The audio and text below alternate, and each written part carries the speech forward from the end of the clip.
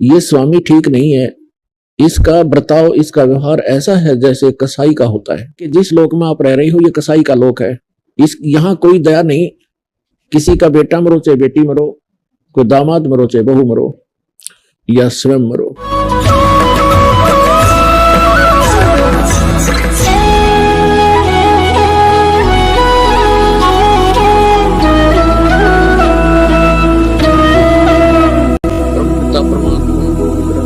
सर्व सृष्टि रचनहार कबीर परमेश्वर जी की असीम रजा से आप सभी पुण्यात्माएं परमात्मा की महिमा सुनने के लिए इस सत्संग के अंदर एकत्रित हुए।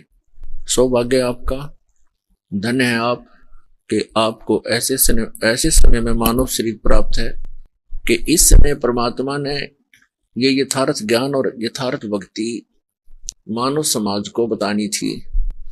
इससे पहले इसको गुप्त रखा हुआ था। गुप्त रखने का कारण क्या था? इसको गुप्त रखने का एक महत्वपूर्ण कारण था, जो यहाँ का मालिक है, जिसके जाल में, जिसके राज में हम फंसे हुए। ये स्वामी ठीक नहीं है। इसका बर्ताव, इसका व्यवहार ऐसा है जैसे कसाई का होता है। कसाई के व्यवहार से आप खूब परिचित हैं। जो भेड़ बकरियों को पालता है या किसी से परचेज करता है, विशेषकर कसाई अपने बकरे स्वयं पाला करते थे। पहले कुछ चंद लोग, राजा लोग ही मांस आहार किया करते थे। जो जंगल में शिकार बिखेर करते थे उनको ले आते थे। और कुछ मुसलमान धर्म के अंदर ये कुप्रथा प्रारंभ हो गई थी। तो उस समय कसाई बकरे पाला करते थे। उनके लिए एक अच्छा चरागाह बनाते थे, उनके लिए अच्छे शेड, झोंपड़ी डाला करते थे ताकि गर्मी सर्दी से वो बचे रहें। तो वो कसाई उन बकरों को ये सुविधाएं किस उद्देश्य से देता है, ये सर्वविदित है। इसी प्रकार परमात्मा ने आकर बताया है कि जिस लोक में आप रह रही हो ये कसाई का लोक है। यहाँ कोई दया नहीं। किसी का बेटा मरो चाहे बेटी मरो, कोई दामाद मरो चाहे बहू मरो या स्वयं मरो। कुछ भी आपदाएं आ जाएं, फ्लड के अंदर हजारों की संख्या में मानव मारे जाते हैं, अन्य प्राणियों की गिनती नहीं। भूकंप आ जाता है, लाखों लोग मारे जाते हैं। कहीं पर सूखा पड़ जाता है, कहीं पर महामारी हो जाती है। बस दुर्घटना, रेल दुर्घटनाएं, वायुयान दुर्घटनाएं भी रह रहकर होती रहती हैं। जो मर गए उनके लिए हम तड़फ लेते हैं, शेष बचे अपने आप को कुशल समझते हैं। तो परमात्मा ने आकर बताया कि ये तो आपकी सबसे बड़ी भूल है कि आप अपने आप को कुशल समझ रहे हो और मरने वालों के केवल कारण ही सोचकर कि इस कारण से मृत्यु होगी, आप उससे आगे सोचना ही बंद कर देते हो। कभी नहीं सोचते कि हमें भी ऐसे ही एक दिन जाना होगा। जब हमें एक दिन जाना है तो हम किस लिए यहाँ पर ये संग्रह, यहाँ पर बैंक बैलेंस और प्लाटों पे प्लाट खरीद रहे हैं? ये हमारी महा अज्ञानता, तत्व ज्ञानहीनता है। अब जैसे कसाई बकरे पालता है, उनको सुविधा देता है, जिस कारण से वो अबोध प्राणी उस कसाई स्वामी को एक नेक व्यक्ति मान बैठते। किस कारण से? कि ये हमें कितनी अच्छी सुविधाएं दे रहा है, हमारी कितनी अच्छी केयर टेक कर रहा है। जिस कारण से जब भी वो कसाई उन बकरों में जाता है या उसका कोई पाली जाता है जो बकरों को चराता है, संभालता है, तो वो बकरे उनको अच्छा व्यक्ति मान लेते हैं और अपने उस मालिक का रिप्रेजेंटेटिव मान करके उससे भी वो इतना ही प्यार करते हैं, उस पाली से।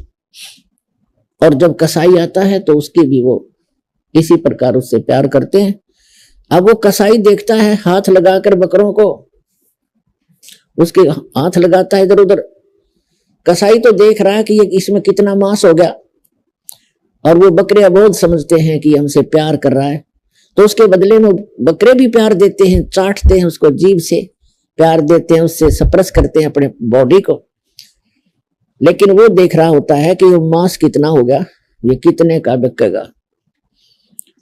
तो पुण्यात्मा परमात्मा हमें याद दिलाते हैं कि जो सुविधाएं आप इस पृथ्वी लोक पर देख रहे हो, कहीं पर शीतल झरने बह रहे हैं, कहीं पर काजू किस्म, सेब, संतरे, बहुत सुंदर मेवा और फ्रूट लगे हुए हैं, कितने अच्छे कनक, गेहूं, बाजरा, ज्वार आप आहार कर रहे हो, कितना सुंदर वातावरण है, शीतल हवा चल रही होती है, कभी गर्मी का मौसम होता है तो कभी सर्दी होती है। तो इससे हम अटकलबाजी लगा करके ये सोच लेते हैं कि गर्मी होना भी आवश्यक है, सर्दी होना भी आवश्यक है, अन्यथा हमारे शरीर में रोग पनप जाएं। तो ये सब कुछ ऐसा क्यों हो रहा है? हम इन सुविधाओं को देखते हैं तो ये समझते हैं कि यहाँ का जो भगवान है, जो स्वामी है, वो बहुत ही नेक है, क्योंकि हमारी कितनी सुविधाओं का ध्यान रखा हुआ है। और उस समय हम उन बकरों की तरह भूल जाते हैं जब बकरों के अंदर कसाई आता है और वो नहीं देखता ये किसका पुत्र है, किसकी माँ है, किसका बेटा है, किसकी बेटी है। वो अपने हिसाब से लाठी लेकर और जितने निकालने उनको निकाल ले जाता है। वो पहचान नहीं करता, उसको आवश्यकता ही नहीं है। और किसी का बेटा जाता है, किसी की माँ चली जाती है, किसी परिवार के, उस बकरों के परिवार के पूरे सदस्य भी मृत्यु को प्राप्त हो जाते हैं, उस दिन कसाई के हत्थे चढ़ जाते हैं। ठीक इसी प्रकार आपके साथ यहाँ व्यवहार हो रहा है, वो परमात्मा स्वयं आकर बताते हैं।